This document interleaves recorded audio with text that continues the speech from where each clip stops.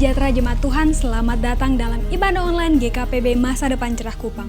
Melalui ibadah online ini, kami berharap kita terus terhubung dan bertumbuh di dalam kasih kita kepada Tuhan serta tetap kuat di masa yang sukar ini. Selamat beribadah.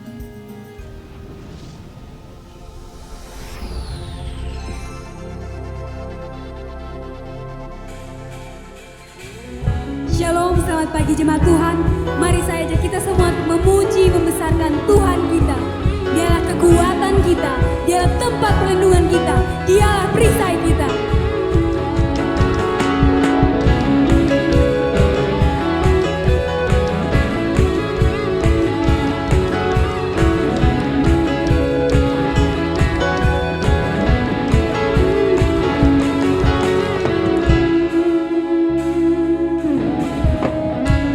Tinggal dekatmu ku aman, hidup dalammu ku menang. Kau yang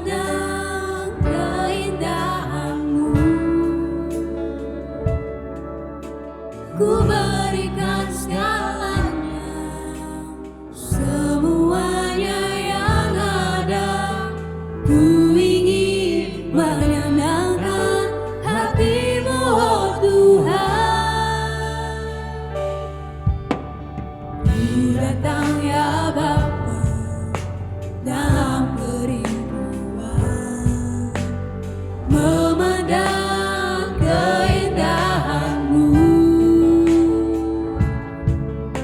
Ku berikan segalanya, semuanya yang ada. Ku ingin menyenangkan hati-Mu, oh Tuhan. Jadikan aku indah yang Kau pandang mulia, seturut karya-Mu di dalam hidupku. Ajarku berharap hanya kepadamu, taat dan setia kepadamu, Tuhan. Kami rindu Kau, Tuhan.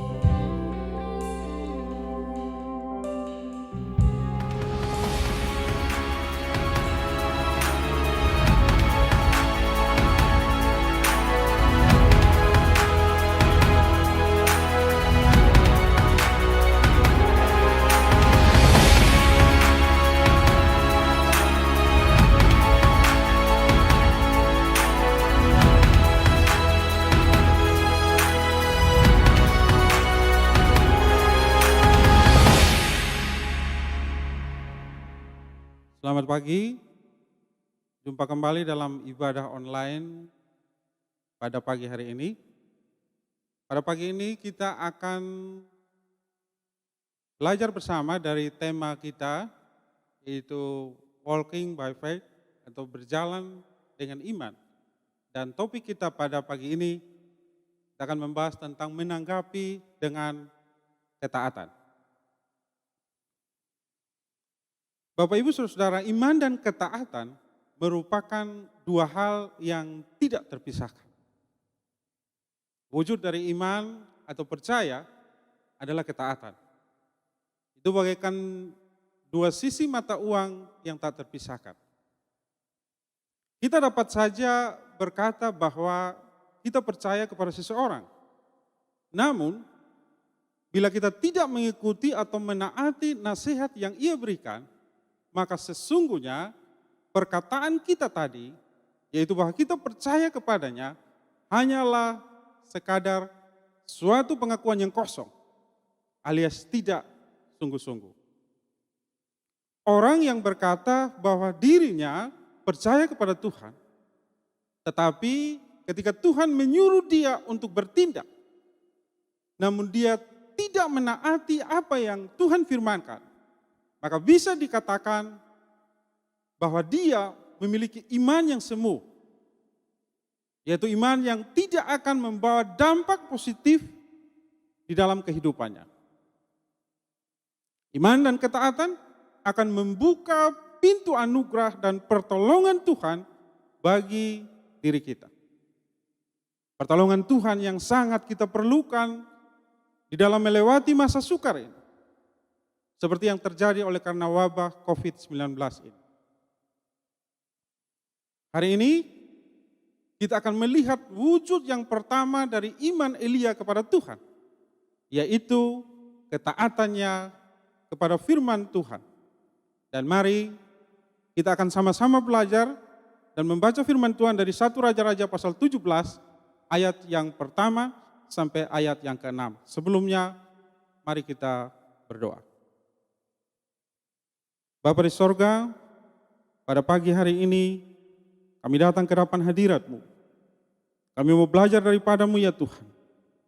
Biarlah Tuhan Engkau berfirman dan firman-Mu mendapat tempat di dalam hati kami. Firman-Mu menjadi pelita bagi kaki kami dan terang bagi jalan kami. Roh Kudus tolong kami untuk memahami kebenaran firman Allah. Dan biarlah firman itu kami lakukan dalam hidup kami. Dalam nama Yesus, firman yang hidup, kami berdoa dan bersyukur. Haleluya. Amin. Mari Bapak Ibu Saudara, saya akan membaca 1 Raja-Raja pasal yang ke-17, ayat 1 sampai 6. Saudara bisa bacakan di rumah masing-masing. 1 Raja-Raja 17 ayat 1 sampai 6. Lalu berkatalah Elia orang Tisbe dari Tisbe Gilead kepada Ahab, demi Tuhan yang hidup, Allah Israel yang kulayani, sesungguhnya tidak akan ada embun atau hujan pada tahun-tahun ini, kecuali kalau ku katakan. Kemudian datanglah firman Tuhan kepadanya, pergilah dari sini, berjalanlah ke timur, dan bersembunyilah di tepi sungai Kerit, di sebelah timur sungai Yordan. Engkau dapat minum dari sungai itu, dan burung-burung gagak telah kuperintahkan untuk memberi makan engkau di sana. Lalu ia pergi dan ia melakukan seperti firman Tuhan. Dalam ayat 5 ini, saudara lihat, lalu ia pergi dan ia melakukan seperti firman Tuhan. Ia pergi dan diam di tepi sungai Kerit, di sebelah timur sungai Yordan. Pada waktu pagi dan petang, burung-burung gagak membawa roti dan daging kepadanya, dan ia minum dari sungai itu. Demikian pembacaan firman Tuhan. Dari ayat-ayat ini, kita dapat melihat ada 3 alasan mengapa Elia hidup dengan ketaatan di dalam iman kepada Tuhan. 3 alasan mengapa Elia taat. Elia taat karena Elia percaya bahwa Yang pertama, Tuhan adalah pribadi yang kuasanya tidak terbatas. Elia taat dan percaya bahwa Tuhan adalah pribadi yang bertanggung jawab. Itu alasan yang kedua. Alasan yang ketiga, Elia taat karena dia percaya bahwa Tuhan adalah pribadi yang kreatif. Dengan memahami ketiga alasan ini, maka kita pun dapat meneladani ketaatan dalam iman seperti yang ada pada diri Elia. Ketaatan yang akan memungkinkan kita melewati masa yang tidak mudah ini di dalam pertolongan Tuhan. Mari saudara kita lihat alasan Elia untuk taat kepada Tuhan. Bagian yang pertama, Elia taat karena dia percaya bahwa Tuhan adalah pribadi yang kuasanya tidak terbatas. Di dalam 1 Raja-Raja 17 ayat 1 tadi, lalu berkatalah Elia orang Tisbe dari Tisbe Gilead kepada Ahab, demi Tuhan yang hidup, Allah Israel yang kulayani, sesungguhnya tidak akan ada embun atau hujan pada tahun-tahun ini, kecuali kukatakan. Dengan berkata demi Tuhan yang hidup, Allah Israel yang kulayani. Sebenarnya ini Elia berkata bahwa Allahku adalah pribadi yang hidup. Hidup artinya berkuasa dan kuasanya tidak terbatas. Allah yang kuasanya tidak terbatas ini yang membuat apa yang Elia perkatakan terjadi. Sehingga tidak ada embun atau hujan pada tahun-tahun itu. Pertanyaannya apa yang sering kita lakukan sebagai orang-orang percaya? Saya mau sampaikan satu ilustrasi. Ada seseorang yang sakit dan dia pergi ke seorang dokter. Dan dokter ini ahli atau spesialis. Dan karena sakitnya di bagian dada, dia pergi ke spesialis jantung, dan setelah diperiksa, dokter dengan pasti mengetahui bahwa yang bersangkutan mengalami sakit yang cukup gawat. Oleh karena dokter itu satu dokter yang ahli, seorang dokter yang ahli, maka dia bisa menyimpulkan atau mendiagnosis dengan tepat apa yang dialami oleh orang yang sakit tersebut. Dan itu membuat orang yang sakit itu dia merasa bahwa dokter ini hebat. Dokter ini luar biasa. Dan setelah dia diperiksa, dokter memberikan nasihat dan arahan untuk bagaimana pola hidupnya, makannya, dan bagaimana dia harus taat untuk minum obat sehingga proses penyembuhan bisa terjadi. Dan setelah dia diperiksa, dia betul-betul mengagumi bahwa dokter ini adalah dokter yang luar biasa.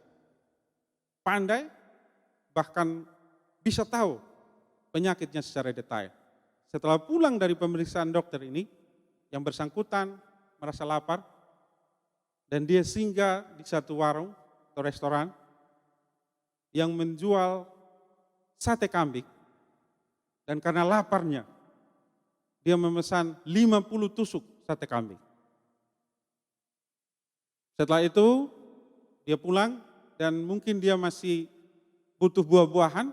Dia pergi ke toko buah-buahan, dia juga memesan 10 buah durian dan dia makan seorang diri. Dan oleh karena dia kenyang, dia tidak sempat lagi menukarkan resepnya ke apotik dan dia pulang. Dan setelah dia pulang karena dia masih bangga terhadap dokter ini, resep yang dia tidak sempat tukarkan itu dia taruh di figura. Dia hias dan dia pamerkan kepada orang, dia katakan bahwa dokter ini dokter yang hebat. Dia bisa mengetahui penyakit saya dan ini resep yang dia berikan bagi saya. Ini yang sering terjadi dalam hidup kita Bapak Ibu Saudara. Kita berkata bahwa kita percaya kepada Tuhan.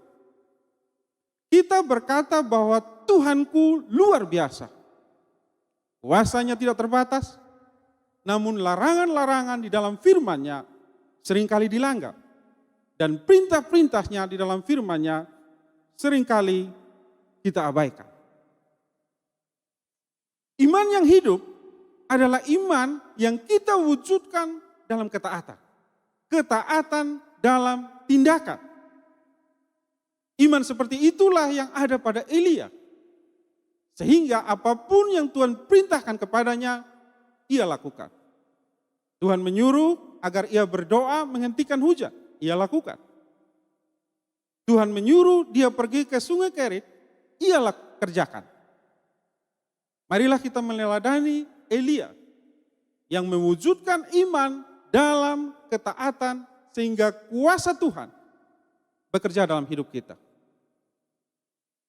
Dan saya menyarankan saudara bahwa saudara tidak boleh mengikuti apa yang dilakukan dalam ilustrasi tersebut. Karena itu adalah gambaran ketidaktaatan. Bagaimana nasib orang yang seperti itu?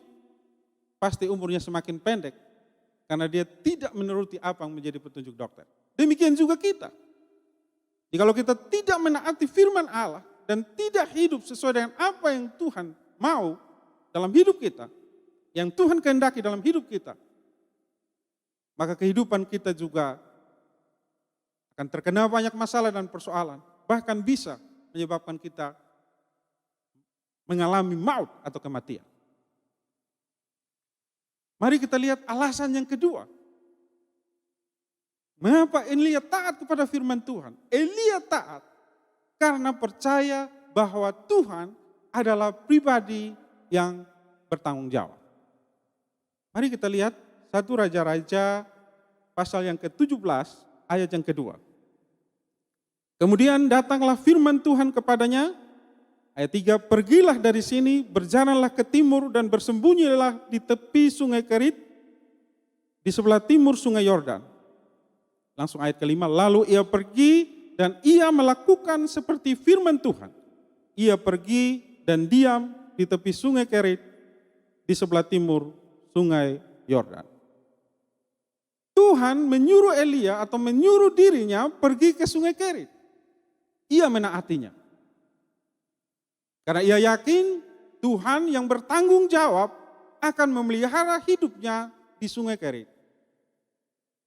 Walaupun tentu Elia sangat tahu bahwa sungai Kerit hanyalah sebuah sungai yang kecil yang tidak lama lagi akan menjadi kering.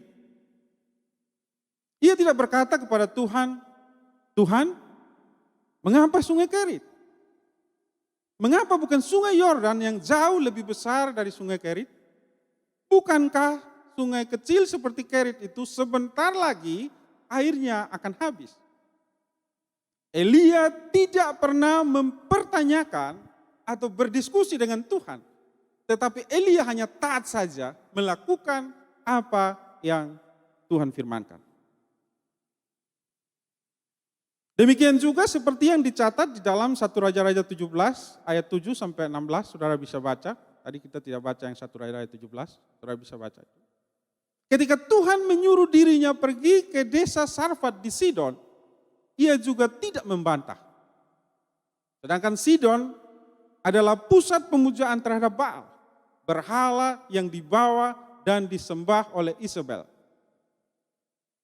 Isabel adalah istri dari Raja Ahab dan dia asalnya di Sidon, penyembah Baal. Dan saudara-saudara ketahui di pasal-pasal sebelumnya disampaikan bahwa Elia pernah membunuh 450 nabi Baal dan dia diancam oleh Isabel dan dia melarikan diri ke tepi sungai Kerit itu. Elia pergi mengungsi ke negeri tempat asal dari Isabel. Padahal Raja Ahab, suami Isabel, sedang mencari-cari Elia untuk menangkap dirinya. Sekalipun Elia takut, tetapi dia percaya bahwa Tuhan adalah pribadi yang bertanggung jawab. Karena Tuhan yang menyuruh dia pergi ke Sidon.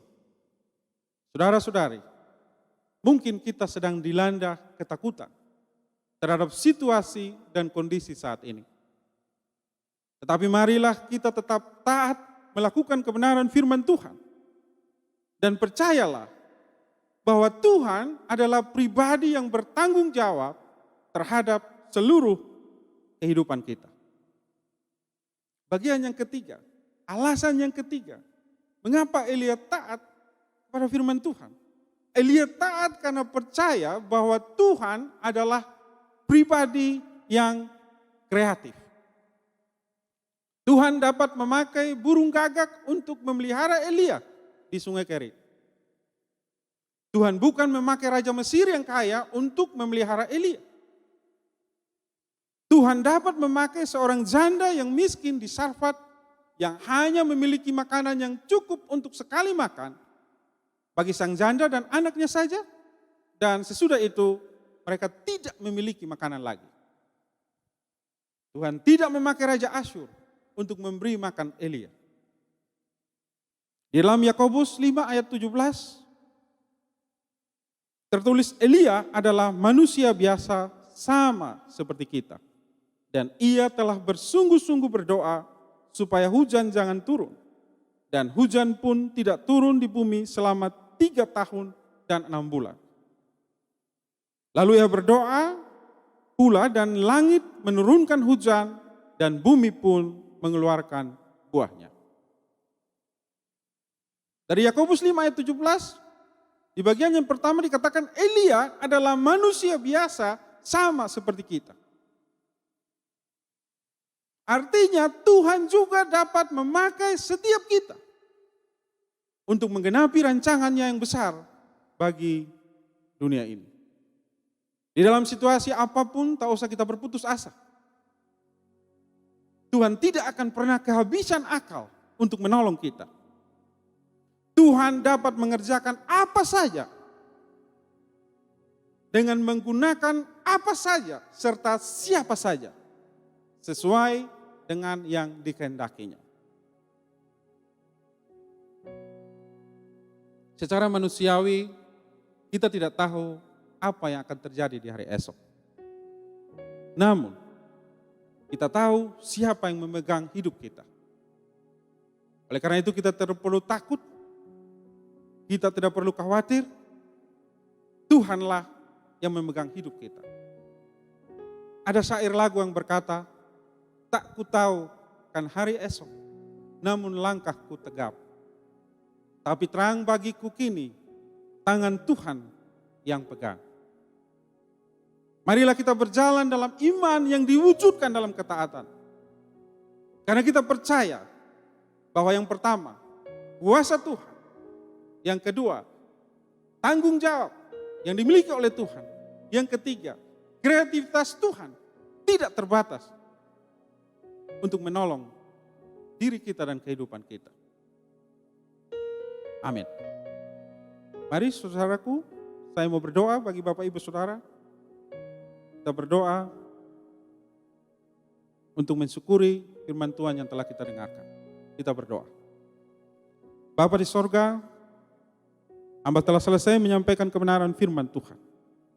Hamba berdoa bagi seluruh umat-Mu yang ada di rumah dan dimanapun mereka berada ya Tuhan. Mungkin hari ini mereka mengalami tekanan masalah persoalan. Sehingga ada ketakutan yang melanda kehidupan mereka. Lewat kebenaran firman-Mu, biarlah kami percaya bahwa Tuhan kami adalah Tuhan yang berkuasa. Tuhan yang hidup, yang sanggup menolong kehidupan kami.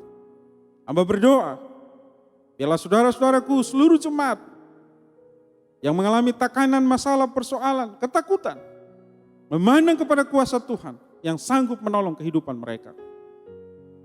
Hamba juga berdoa ya Tuhan dan menyerahkan kehidupan umat-Mu.